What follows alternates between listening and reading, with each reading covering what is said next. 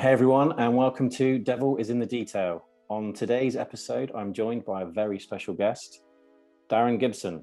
Darren, hello, welcome to the channel. Thanks for having me. Thanks for coming on. It's a pleasure to have you here. So for anyone that doesn't know, Darren is in the world of car financing. So Darren, tell me a little bit about you and how you started in that world of car financing. So my background really over the last 24 years or so has been in mainstream banking and finance. I started my career in probably back in 2000, working for one of the main investment banks in London, and really over a 10 or 15 year period worked between the major investment banks, and then also worked in the hedge fund and private equity world in London. I somehow managed to fall into the world of vehicle financing back in 2016, early 15, 16, something like that.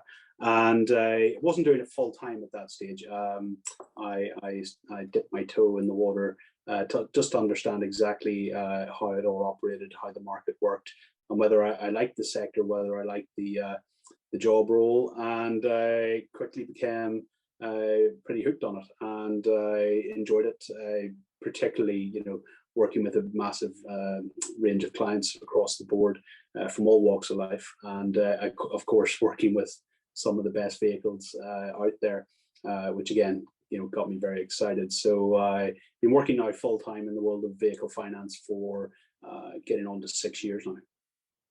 Oh, okay. So that's a big curveball from sitting in an office in London to probably being out and about, meeting different people, and like you said, getting to see some of the best cars on the market you don't get to see every day as an average person, I suppose.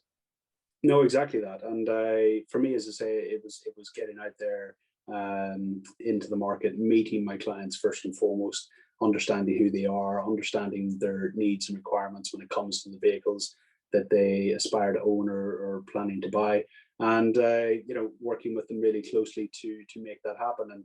And I often say to people, I definitely feel like I've got one of the best jobs out there, and just have a lot of fun with it, and get to work with, as I say, great client base from all across different sectors. And so from a finance perspective, your job definitely does seem cool, I won't lie. It might not be as glamorous as some people might. Oh yeah, but it's got some good perks by the looks of it, from what you've told me before, and things I've seen on socials. It's got some good perks. Does. It's introduced me to a whole variety of people that I might never have had the chance to meet in, let's say, a regular finance role in the city.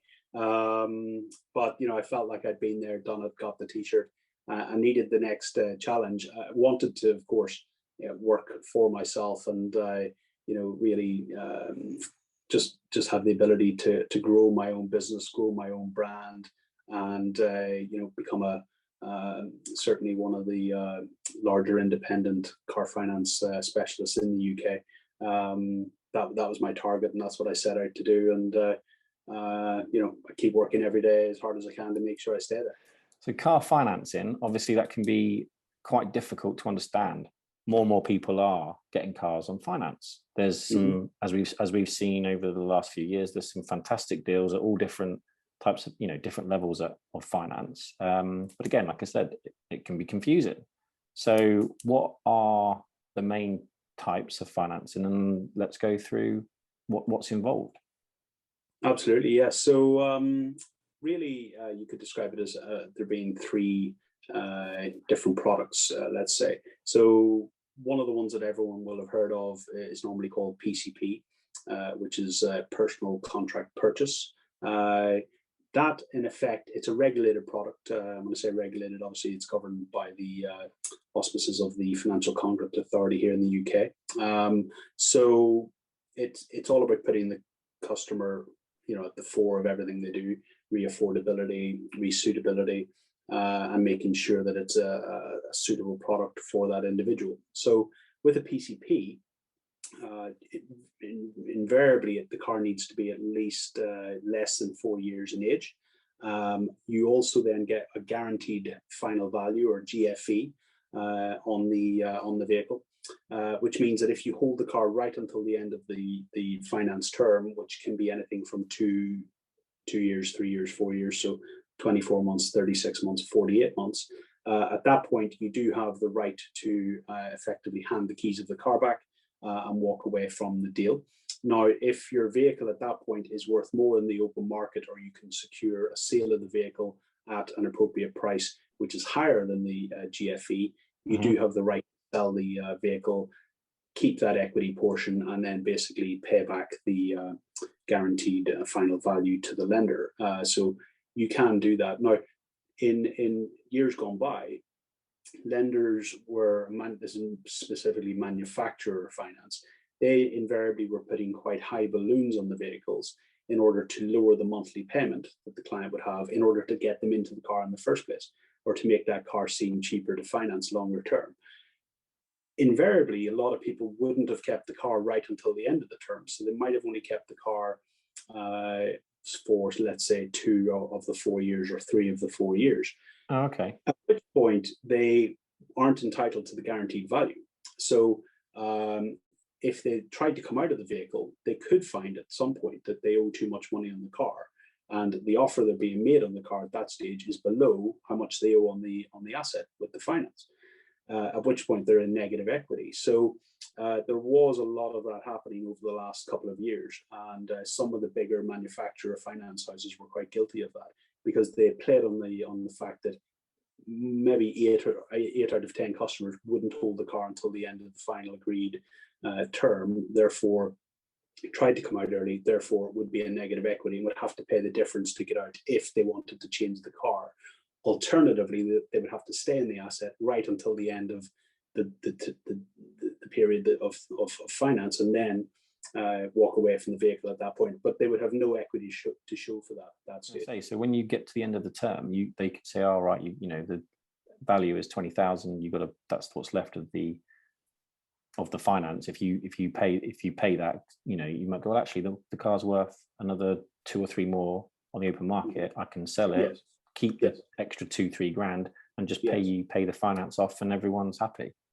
Yes, and again, when you walk into a dealership and you look at maybe part exchanging your car, or not come to the end of the finance deal on the existing car, a lot of the time the guys in the dealership aren't going to explain that properly to the consumer.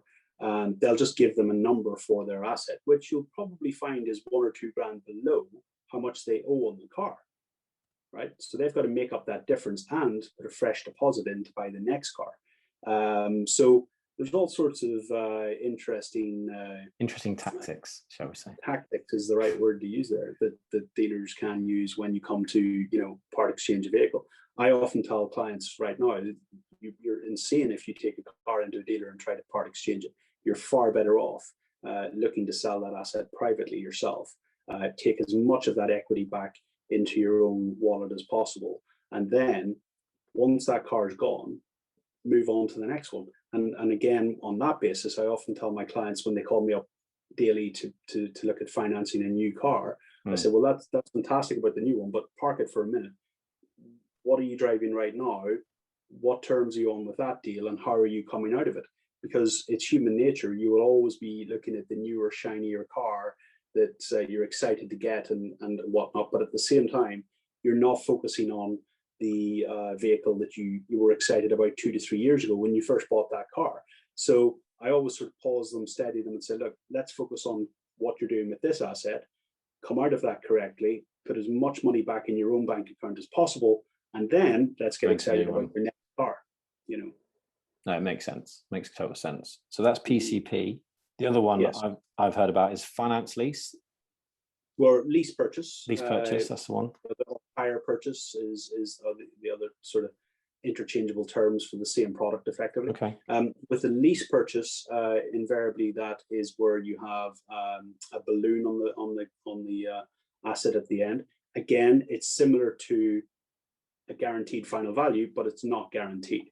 So if you think of that, if a lender is guaranteeing you an amount for a car, you can guarantee one thing: it's going to be below what the value of that car should be in the market.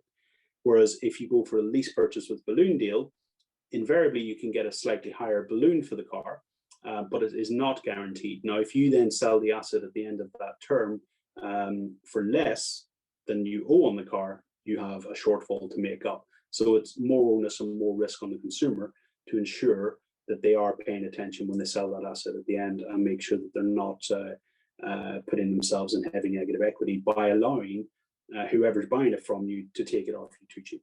Now, you can be caught out by the market. Let's say there's a derivative of a car that, I don't know, falls out of favor with the market. Might be the color of the car, could be the problems with the derivative of the engine, for example. There could be something that could impact that particular car and the long-term market value of that asset. And that can and does catch consumers off guard. It's rare, but it does happen. So again, I always say to my clients, you just have to be very aware of that. You need to make sure that you are paying attention when you come to to exit the vehicle, and ensure you put as much time and effort into selling it or exiting it as you're now putting into your new asset, and how excited you are about getting your next car.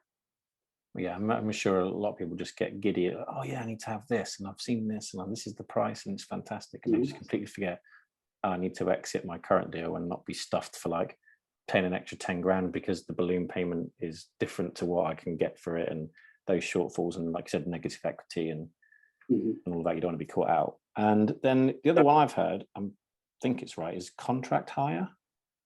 Well, the next one would be hire purchase. Oh, hire purchase. Okay. Yeah, I'll come to contract hire in a little second. Okay. Which is finance as well, of course. But with contract hire, with hire purchase, I'll come to contract hire in a second. With hire purchase is basically the same as lease purchase, only you don't have any kind of a balloon at the end. So if you borrow £48,000 over 48 months, and let's say your monthly payment is £1,000 a month, you pay 48 installments of £1,000, and at the end of 4 years, you don't owe any money to the finance house. Hire purchase used to be one of the more popular forms of finance. It works out usually on a monthly basis to be almost doubly as expensive as PCP or lease purchase. So maybe 3 or 4 in every 100 deals that I do might be a hire purchase deal. Invariably as well, clients like to try and stretch that over 60 months, not 48 months, because again, it just reduces the monthly that ever so slightly by spreading it out over an extra 12 months. Contract hire, you mentioned, or lease hire, that is effectively the same as walking into Hertz Rent-A-Car. I was going to say, yeah, that's just like a long-term lease. Yeah, you're basically just renting the car. You don't own the car. No. The car is not in your name. You're just paying a fixed monthly fee for that asset to rent it from a company that owns it. Yeah, and again, there's nothing necessarily wrong with lease hire or contract hire, but it is quite different to actually owning the asset and clearing off capital with every payment you make. So you pay capital and interest as part of your monthly payment every month. With lease hire or contract hire, let's say you're paying £300 a month, you just pay £300 a month for whatever the length of the term is. You don't own the car, and at the end of that period, give the keys back, and that's it. Exactly. Now, it works for some consumers. I do not offer that type of finance at all. I'm not a fan of it at all. That's fair enough. And it's also quite restrictive in that if you want to come out of that deal early, let's say you're 3 years into a 4-year deal, and you're paying £300 a month, you would then have to pay another 12 months of £300 to get out of that contract 1 year early. Sounds so it's very, very prohibitive to get out of, and it just doesn't give the consumers the flexibility they want. Some people that may struggle with their credit profiles, or may, and again, there are other people who don't struggle with their credit profiles, but just don't like the idea of owning the car. They just want to pay an amount every month. Lease purchase or not lease, contract hire or lease hire, that actually suits them quite well. And if that's what they want to do, that's what they want. Yeah. For me, each to their own, I suppose. Yeah, exactly. So we've gone over the 3 different products that are on the market for people. what are the, I suppose, what are like the main differences then when you're want to finance a car where compared to like say like the average car? So for the average person who wants to get a nice BMW, are there any differences between that and someone that wants to buy, say, a Ferrari? Are there any differences, or is it basically the same tick boxes? It's just that the deposit would be higher and the monthlies would be higher? Or do people need to consider other aspects when you start to want to own cars that are 100 grand plus? Mm-hmm. So the process in the background with the underwriters and the lenders is pretty much the same whether you're buying a £25,000 car or a £250,000 car. It all comes down to the overall affordability for that client and the suitability of that client.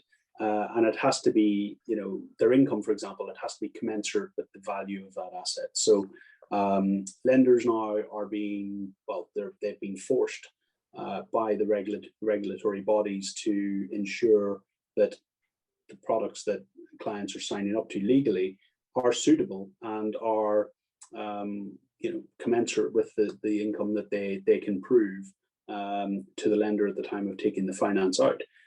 So invariably people know what they can afford and what again they might aspire to much more expensive vehicles. But invariably they'll know the sort of price point they're comfortable with.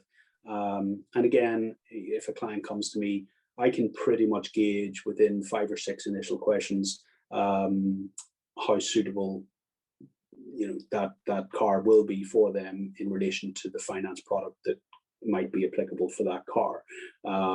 And again, I'll be very direct with people. I will ask them their annual income relatively upfront in the conversation.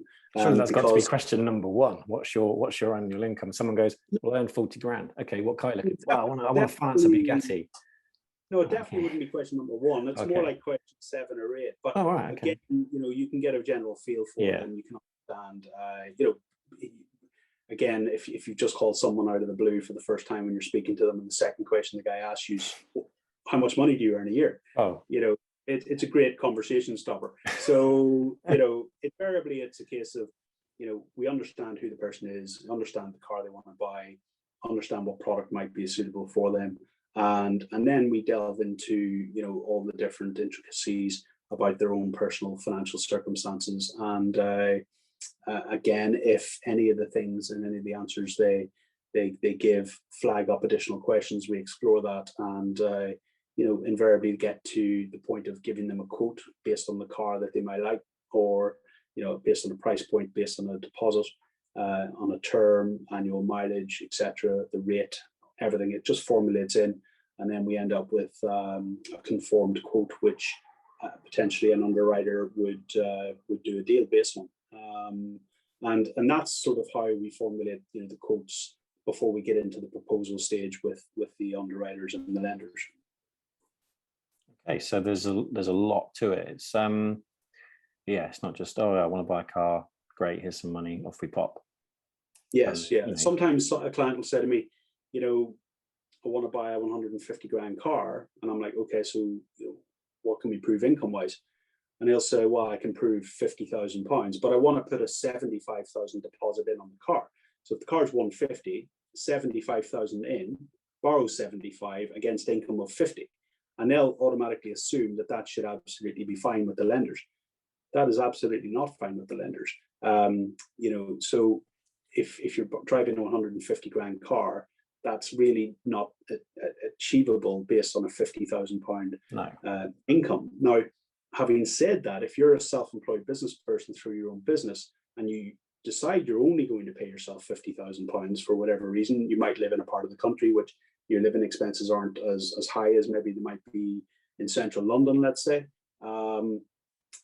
Clients sometimes say, look, I could pay myself a lot more. I could pay myself £200,000 a year if I wish. I choose not to. I choose to manage my own personal tax affairs the way I do. And that's perfectly sensible and legal for them to do that. In that basis, again, we can look at more expensive vehicles if the person's income is, at a certain amount, but it has to be very clearly proven in the background that they can and could pay themselves and have the means to pay themselves, a lot more if they decide to do that. And again, you could buy yourself, let's say you buy yourself a 2010 Lamborghini Gallardo E-Gear, for example, right? And let's say the car is £100,000. Well, what does it cost to put a new gearbox in a car like that if it's out of warranty? It could be 22, 25 grand. I'm making those numbers up slightly. But yeah, no, but you're not far wrong. Yeah, it's going to be in that sort of a number. And if you have a Lamborghini Gallardo E-Gear from 2010 and the gearbox has gone, well, you need to have the means to put a new gearbox in the car. Otherwise, that asset is a large paperweight, and you're not going to ever be able to sell it. No. So lenders again will look at that kind of aspect and understand, and they need to understand someone's financial situation, that they can get themselves out of trouble if the car ends up getting them into trouble. Well, yeah, I own me and the wife. We own two normal, what I would say normal cars, for the average person, and yeah. I get mine serviced, full service every year on both the cars. Make sure they're always got new tires on, premium tires, good brakes, and all of that. And that's not cheap. We can afford it, but you scale that up to your high end like Mercedes, BMWs, Audis, and then if you even scale that up, like I said, even higher, yes, then yeah, just for argument's sake, we'd take a Bugatti. The tires alone are like 80,000, and you have to have the tires replaced like something every 2 years. So yeah, something goes wrong on that, you're going to end up having to sell your house just to change your gearbox. So all these things need to be factored in. And then when you start to tell that to people, they go, oh yeah, maybe I will scale the car back actually, because if I don't get a brand new one and I want something a bit older, but because it's older, it's cheaper and I can get something fancier, it's like, oh, actually, maybe I'll rethink that and won't go for that really old Lambo, which could fall apart at any moment and cost me a new kidney. Yeah, exactly. Exactly. So when it comes to financing a car, does the customer go, Darren, I found a car at this dealership, it's BMW M4, here's the registration, here's the details? Or do they say to you, oh, Darren, here's my budget, what type of car can I get? Can you recommend me a dealer that I should go to? How does it work? Yeah, so invariably I get asked a lot, do I source the vehicles? How does it work, etc.? And my sort of standard stock answer to most clients on that basis is the best person to pick a car for you is you. You know what you like, the sort of style of wheels that you like, the colorways, the interiors, the sort of trim level in a vehicle that you like and that gets you excited. One person might hate red stitching in the car with red calipers, whereas someone else wants yellow with yellow calipers or what have you. And no two people are the same on that basis, really. So I always say to my clients, look, the best person to find a car is you. Ultimately, where can you source the car from? Well, it's the usual auto traders, piston heads, etc., etc. And dealers will advertise cars on those platforms pretty much as a standard, and clients can find those cars with the click of a few buttons, narrow it down. Then if they can give me an example of the car, preferably with the reg and the exact mileage and the price, I can then, based on their deposit level, based on the number of miles a year they need, and based on the duration of the term. So for example, a lot of clients will come to me and say, look, I want a 48-month deal. And I'll say, well, why do you want a 48-month deal? And I said, well, because it's cheaper that way. I said, well, how long do you normally keep your cars for? And they'll say, well, I change my car every 2 years. And so whilst, and this is, well, the thing is this, in the broker world and in the lending world, if you do a 2-year deal, you'll get paid X commission. Whereas if you do a 4-year deal, you invariably earn double the commission. So invariably, a lot of brokers and a lot of market participants want you to take a 48-month deal, regardless of the fact that you might only keep your car 2 years. Then, depending on the type of deal you signed up to, whether it be the PCP or the lease purchase, and again, whether that's on a regulated basis or unregulated basis, which we should touch on as well, that then can determine the type of exit penalties or early exit fees that the lender can levy on you when you come out of that deal. So, I, as a broker, ensure my clients are fully aware of all of those aspects when they're signing up to a deal and when I'm quoting them on the deal. We make sure that they are fully abreast of all of those parameters so they can make an informed decision. And once they're aware of that, and they can then say, well, actually, I'm happy to go this route because of this, or now I want the protection of guaranteed value on a regulated basis, therefore I minimize my exit fees. Again, it's about ensuring that they are fully aware of their options. And as I say, if the car, let's say it's a 6-year-old car, well, we can't put a PCP on that. Let's say they want to buy it through their business. Well, again, you can't do a regulated deal on a lease purchase basis against a company or business entity. That must be done on an unregulated basis. Certain lenders, if the car is over a certain value, let's say £150,000, again, they won't do a regulated deal. So then some people think, oh, regulated versus unregulated. Oh, that sounds scary. Unregulated must be bad. It isn't bad, but you just must understand that the lender, let's say, for example, you borrow, it's a 200 grand car, you borrow 150,000, and after 2-3 years, you owe 100,000. Now, certain lenders in the market can levy between 1% and 4% of the amount outstanding at the end of the, when you ask for the settlement letter, as a fee to get out of the deal. So if you owe 100 grand and the early exit fees 3% at that stage, well, you'll have a £3,000 bill when you come out of that car to settle off the finance early.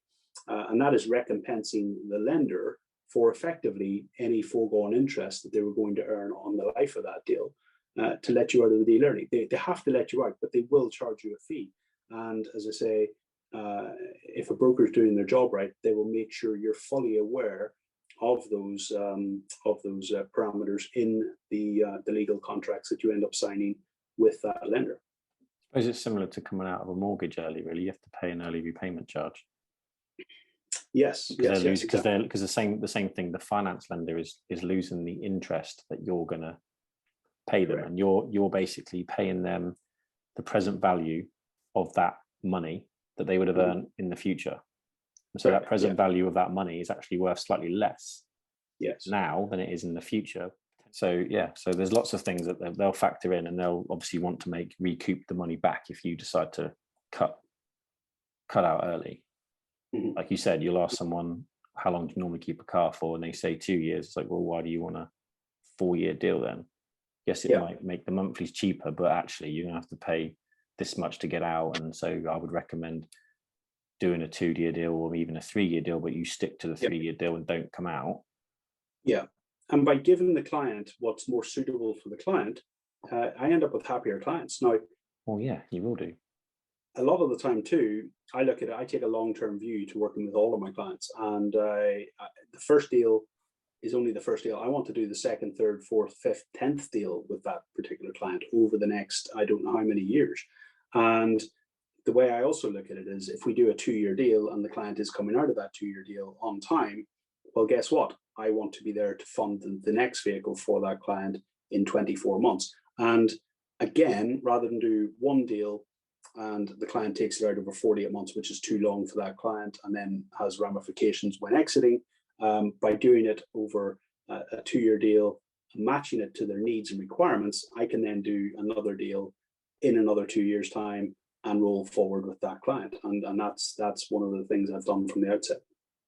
Well, yeah, and it's like better business practice, isn't it? You're trying to, there's probably people out there that will just go, no, 48 months, do that. Yeah, you're not. You're trying to go, right, look, this is what's going to suit you.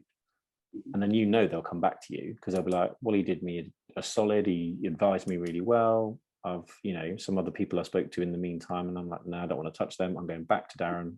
He's the person for me. Correct. And people that buy cars of a certain value, they all talk to each other.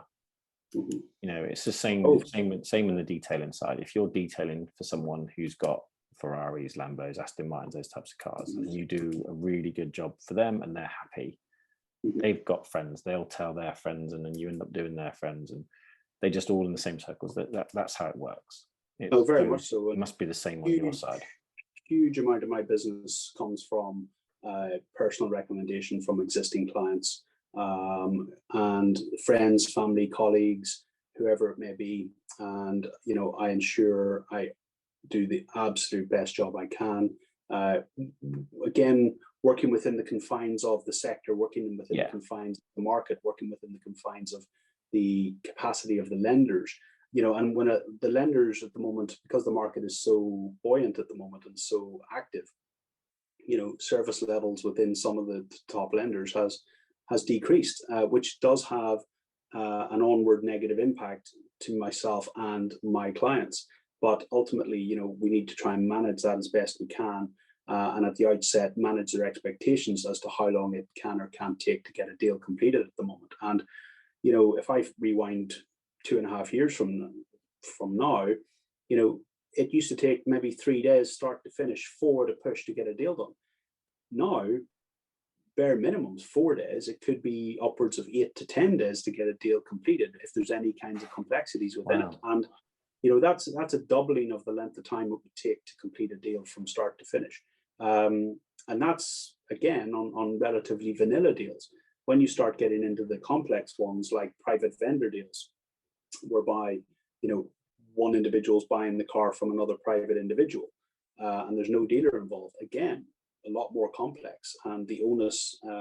Actually, had a call with the client today, who's buying a Porsche from another private individual. I didn't know this individual, and he didn't know me, so I had to call the seller of the car and explain to him in detail the 6 or 7 key pieces of data that he is going to have to provide to myself and the lender in order to facilitate the private sale of his asset. Now, the cars, or let's call it a 40 grand Porsche. The vendor, he actually said to me, he said, this is crazy, and it's very invasive that the fact that I have to give you all of these things in order to sell my car. And because that individual didn't have any finance on the asset, again, it makes it even harder, because the lender must go back and prove that the individual selling that asset has clear legal title to sell that asset, and has the legal right to sell it in the first place. And when you say to somebody, okay, great, I need a copy of your purchase invoice, who did you buy that car from X years ago when you bought it?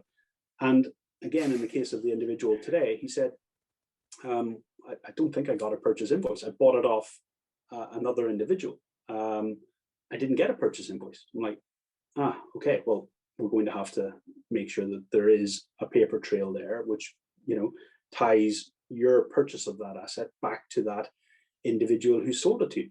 And then we say, well, how did you pay for the car? Was it via bank transfer? And providing it is via bank transfer, again, there is an audit money trail there. And you as an accountant then will understand this. Yeah. And again, I had to put a lot of time into the call today to explain to that vendor that it is relatively onerous on him to provide that data. But at the end of the day, it has to protect him and his asset, which he's trying to sell privately safely. It has to protect the buyer of that asset, who's trying to buy his asset safely and securely. And it has to protect the lender who sits above it all, who's providing the capital to that individual to buy that asset. And everyone must be protected. I, as a broker, FCA authorized and regulated, I want to protect everybody in the party, and I want to protect myself and my own reputation whilst doing business very cleanly, very efficiently. We must make sure that all of the boxes are ticked, and that all the, to use the old sayings, the I's are dotted and the T's are crossed. And, yeah.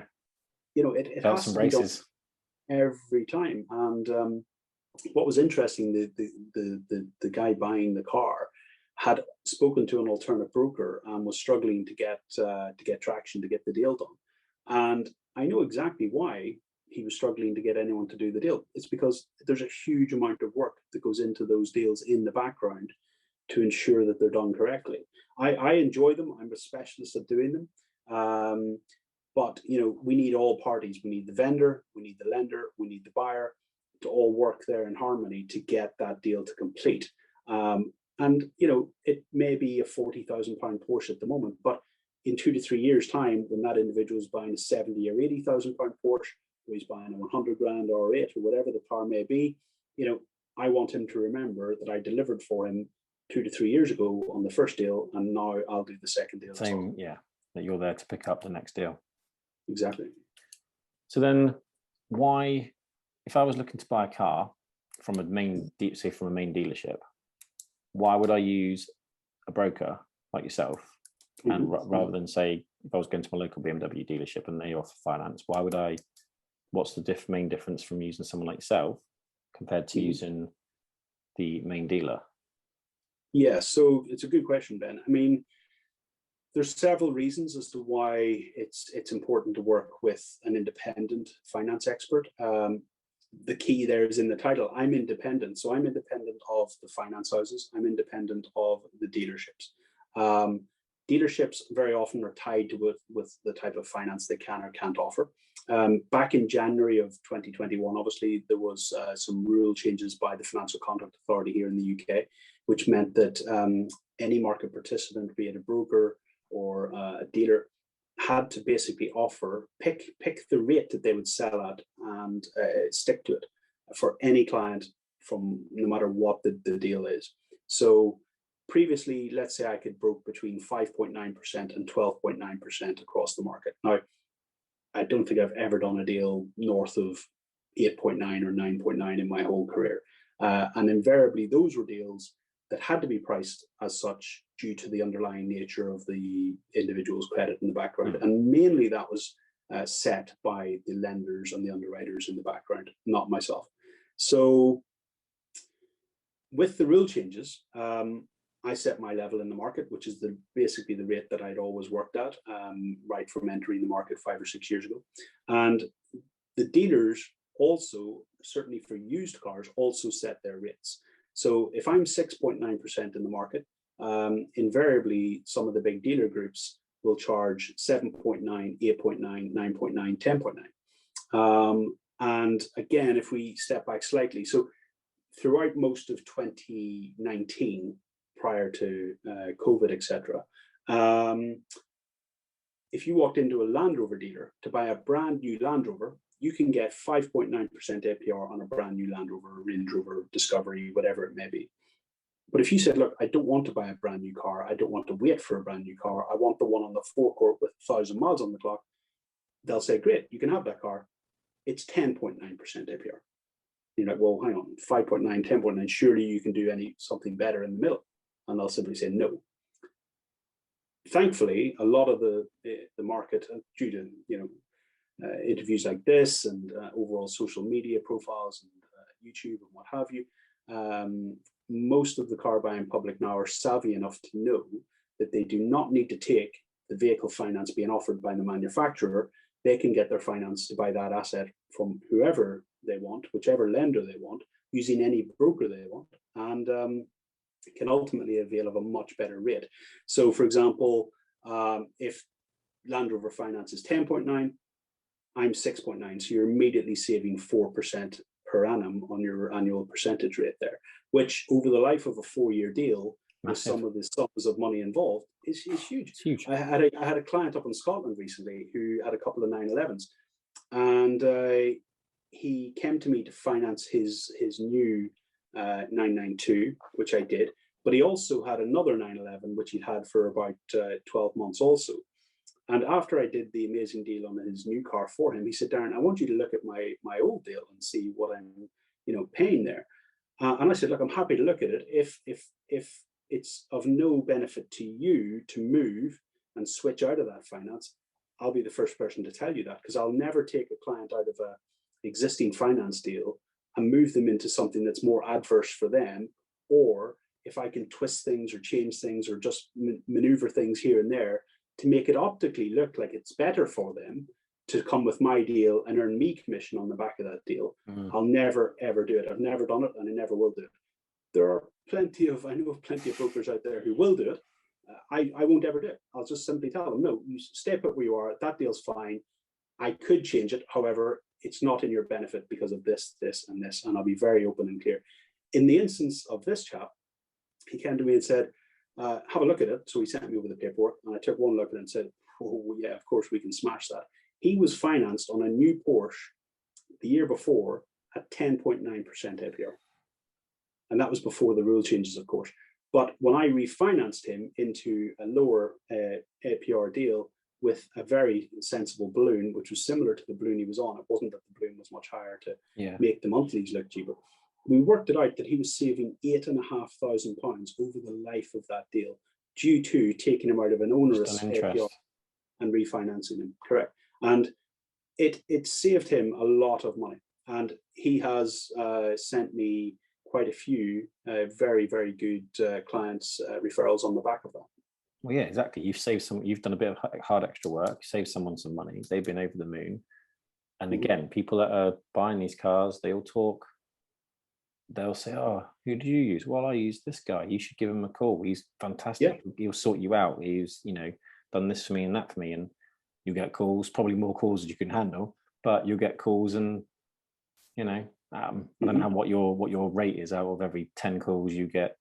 I don't know, what, 10, 5 deals. Don't know, the boss of one of the top lenders said to me only about 2 weeks ago. He said, "Darren, your conversion rate is the highest of anyone that we have introducing and broking deals to us."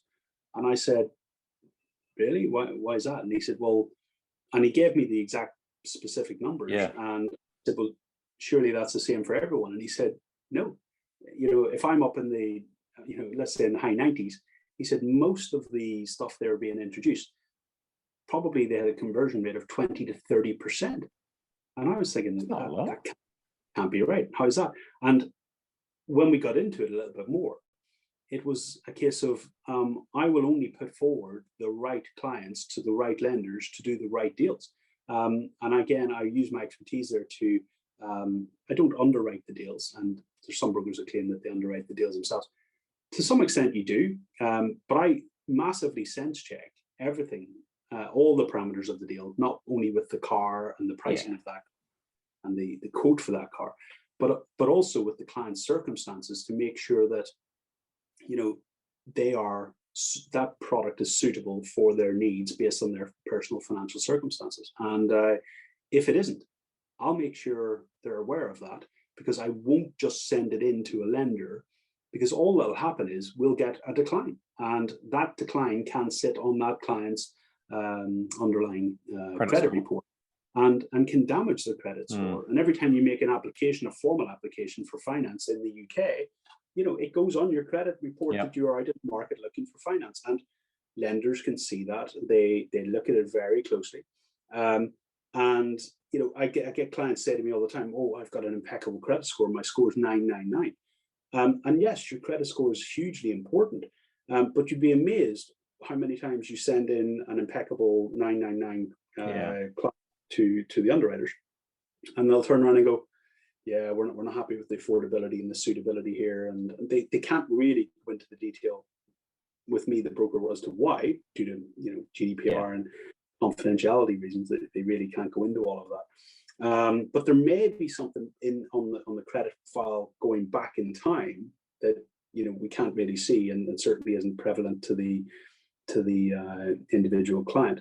And that's when they turn around and say, "Well, look, we're not happy to price the deal here, or we're not happy to do the deal at all," and they'll simply decline the deal. And I get very, very few declines.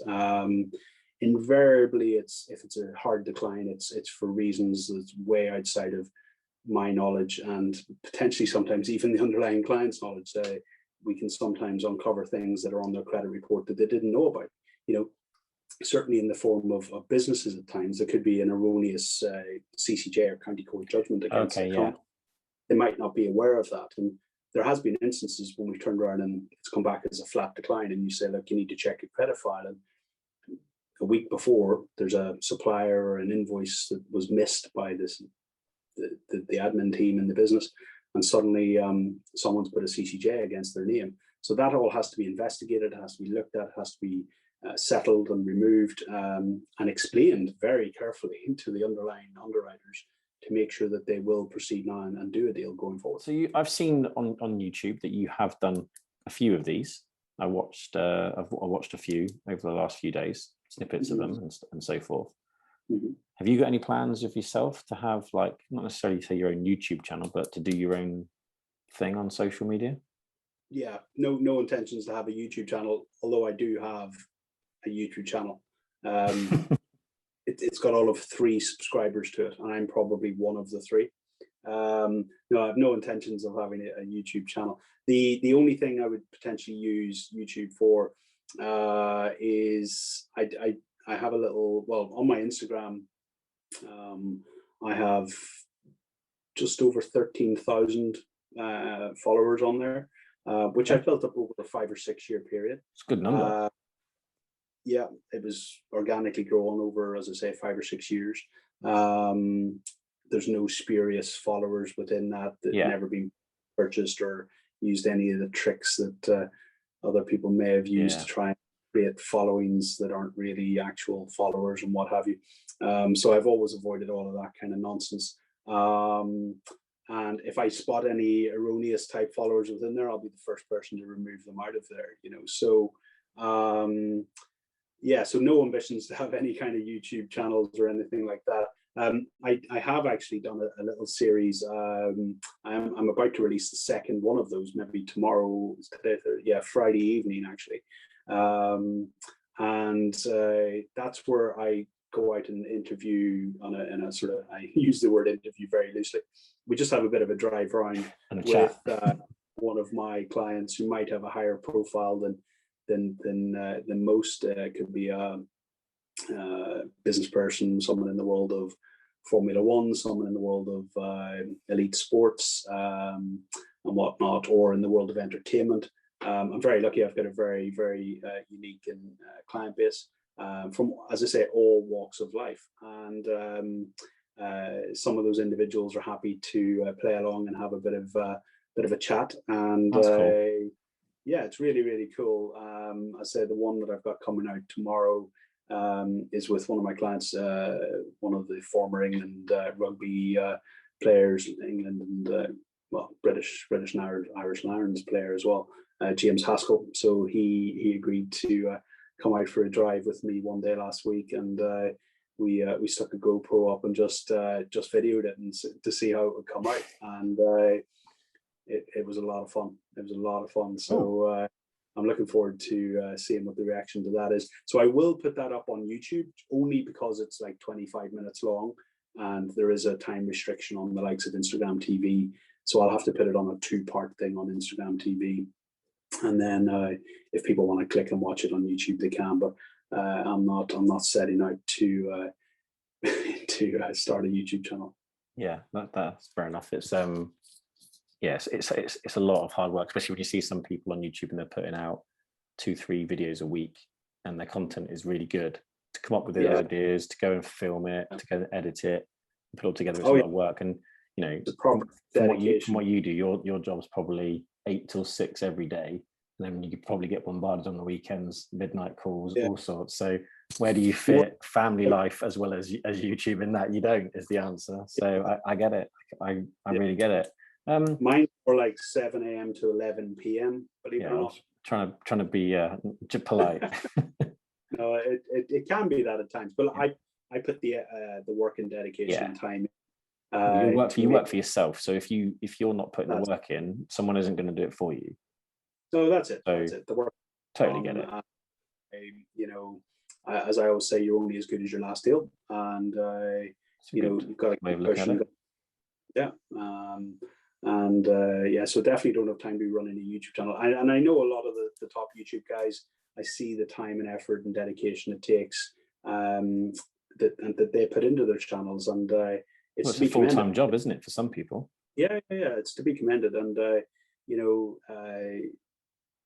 they've done really well with a lot of their channels and the output and the content that they create. And you know, I'm a fan of a lot of that. I watch a lot of it. A lot of it's, you know, content that I want to consume.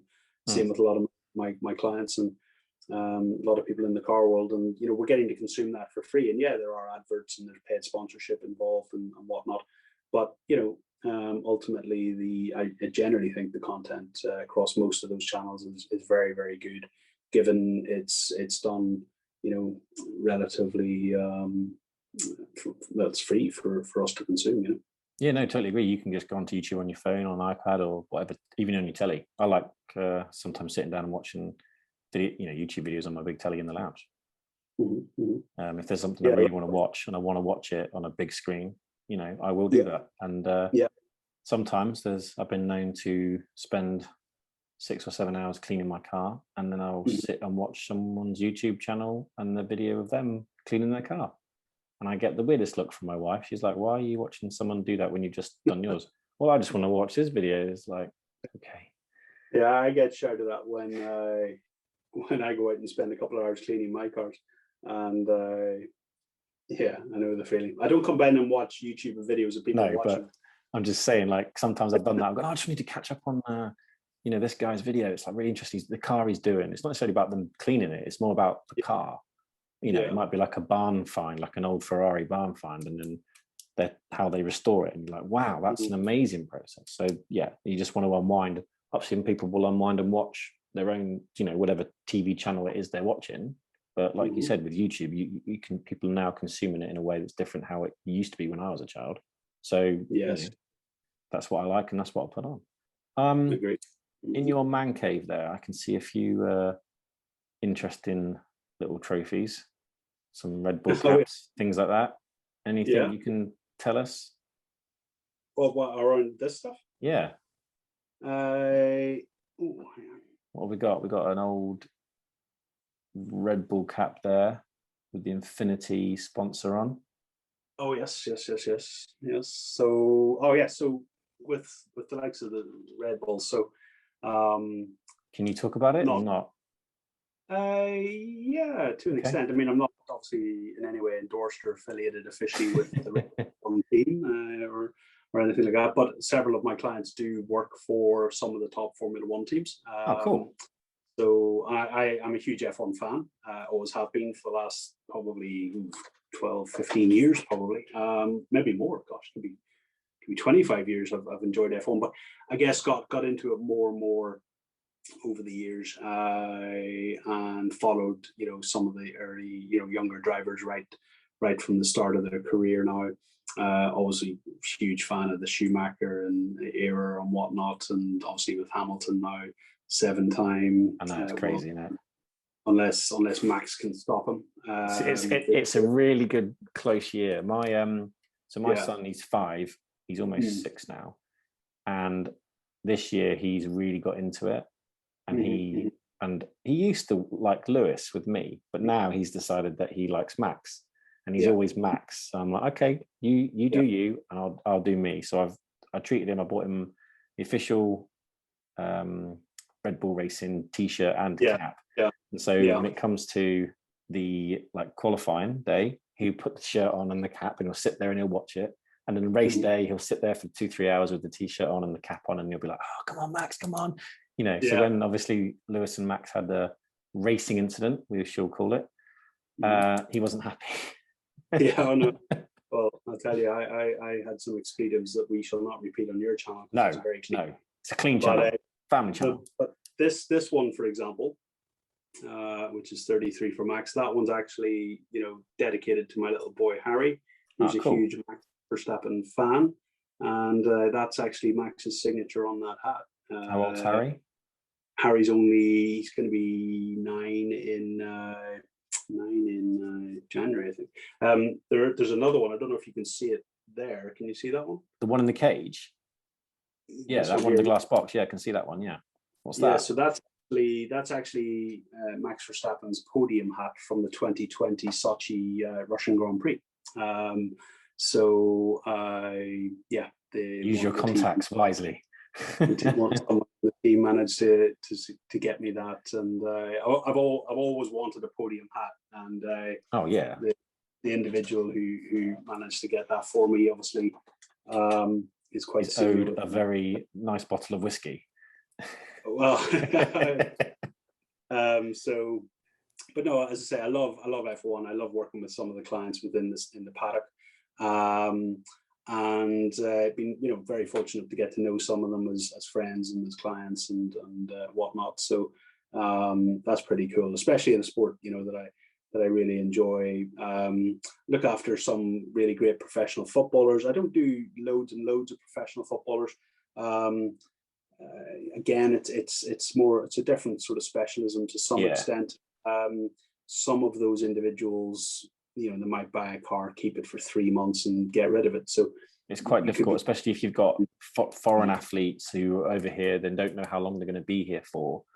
Compared to if you've got someone like, let's just say, we'll take a Harry Kane type person. You know they're British. You know they're going to be in the country for a long period of time. So from a finance point of view, it's a stable option compared to a foreign player who you're not sure of. They might. How long are they going to be? Are they in the first team? Are they playing regularly? So that can have a lot of questions. So I can understand that world can be quite difficult, and like you said, you might want to leave that to other people. Yeah, that's it. And you know, I enjoy, as I say, working from people from all walks of life. So you know, it doesn't matter to me necessarily if the person's at a very high profile, public profile. A lot of my clients who are in the public eye are extremely private individuals, and although I post relatively frequently on my Instagram, that is probably 5 to 6%, maybe one in every 10, 15 deals that I do might get on my Instagram. A huge amount of the very large cars, the investment grade cars for, you know, very well known individuals. Most of that stuff's completely off grid, completely private. Nobody they're happy to do the deal and everything. They just don't want any of the social media attention, or if they want it, they'll post their thing on their own thing and they'll do it in their own way, maybe, and they just say, "Oh, look, exactly, my new car," and this is what it is. A lot of people don't have social media, and they don't like social media, and again, they don't want their assets or their vehicles on social media, and I'm 100% with them on that front. And I might get a snap just for my own private collection, photo album, especially if the car that you've done is like, you go, "Oh, that's such an amazing car, just can I get a photo?" And they're like, "Yeah, no, that's fine." Yeah, exactly, but it doesn't appear on the Instagram. And, there are other clients who actively ask me to put it on and want me to put it on and whatnot. But as I often say, that if I put every single car up on Instagram that I end up arranging the funding for, all I do is sit on Instagram all day, and I just don't have the time. I would actually need a social media manager to sit there and do that for me. And there are firms out there who have people employed to do that, and they don't do a fraction of the volume that I do. But look, whatever they want to do, you know, I have my own way of working. It's worked extremely well for me, and I intend to keep doing what I do best. Yeah, and I've seen, you know, looking at your Instagram and your Instagram stories, we've seen some very recognizable faces. You know, you did just a few days ago, there was Ashley Banjo was on your Instagram. You know, people know who he is, and you've got Mr. Haskell, as you've mentioned before, he's on your Instagram, and you know, there's other people on there that people go, "Oh, I know who that is," although you might not know, you know, but that's the joy, you know, that's the world you work in. People recognize them, people might not, but some people, like I said, and I'm very grateful. Again, I'm very grateful to clients like Ashley, for example. Again, he's a very private individual, one of the nicest blokes I've had the pleasure of working with. And, you know, I felt like I knew him way before I ever met him, because, you know, I've seen him on telly, seen his journey on TV, you know, right back in 2009, you know, when they burst onto the scene. Was that when they went to Britain's Got Talent? That's right, yeah. And that does. Yeah, they won that year, and you know, to create such an amazing business, an amazing brand, and an amazing enterprise from being so skilled at what they do, it was incredible. You know, and then to work on the vehicle that we worked on for him, again, one of the nicest Ferrari 488 GTBs I've ever seen, full Atelier interior and whatnot, and it was just incredible. And to see, you know, the joy and the look on his face when he picked it up and saw it for the first time, was very special. And you know, I get a lot of sense of achievement from working on these things for my clients, and you know, I get a lot of fun and thrill from doing that, and it's very special to see that. So here's one for you. From a detailer's perspective, if someone's spending a lot of money on a car and they want the car to be basically mint, no scratches, no swirls, it needs to be perfect.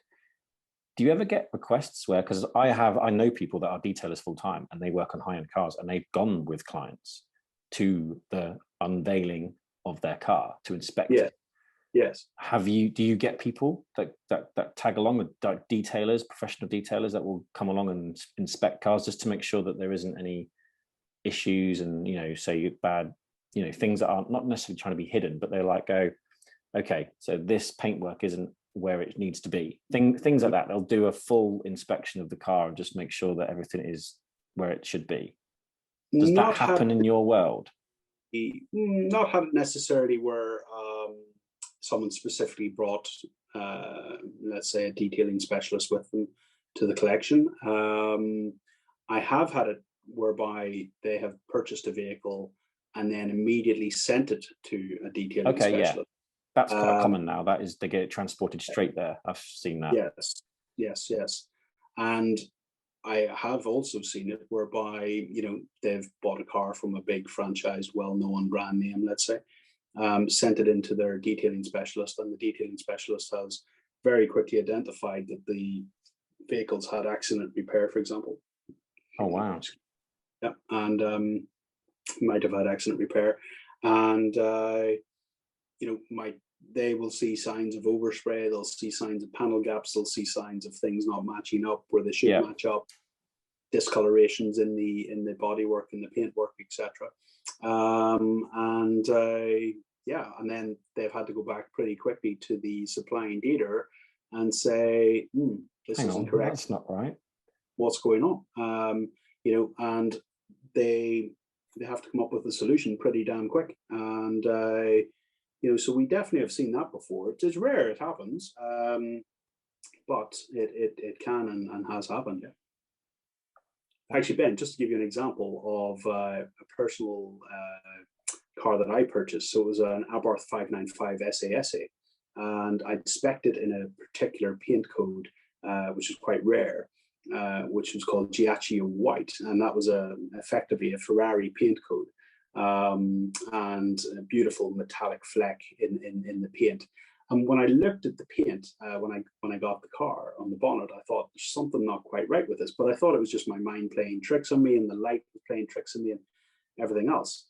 But I knew there was something not quite right, so I brought it to one of the detailing experts local to me, and I said, "Look, can you see anything with this vehicle that doesn't quite look right?"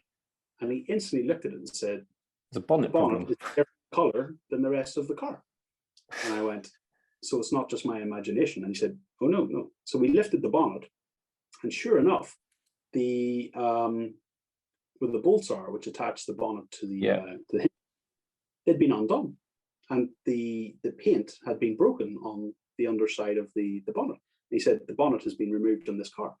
So I immediately went back to the supplying dealer and said, "What's the story of the bonnet? This bonnet isn't the same color as the rest of the car."